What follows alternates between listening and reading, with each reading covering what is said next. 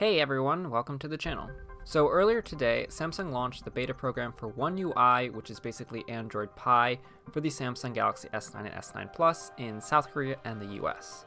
Unfortunately, the Note 9 is not getting this beta till rumors have it around January, but who really knows. Now, so far here, at least in the US, people have had mixed results on actually getting this beta. Scouring around Reddit and whatnot, I personally saw a lot of people who did not have the option yet to get the beta, but I'm sure over the next few days the option will start to show up for everyone.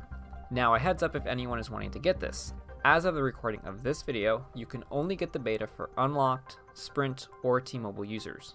Unfortunately, there is no word if Verizon or AT&T will be getting this beta later in the year, which is honestly quite unfortunate. As for One UI itself, it is a complete redesign compared to 8.0 and 8.1 Oreo. Everything is easier to reach with one hand, hence the name One UI. The UI is cleaned up and refined, and there's a dark mode. Apple.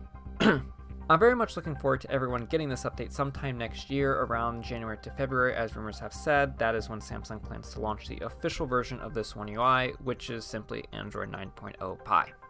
Also, Good Lock does indeed work with Android Pie, so if any of you do update to the beta, you will still be able to utilize the features of Good Lock. I will leave a link to an article in the description by 9to5Google on how to install the beta for yourself if any of you are interested.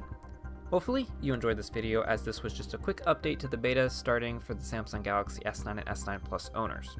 If you want to have more updates like this in the future, be sure to hit that like button, subscribe, and I'll hopefully see you in the next video. Later.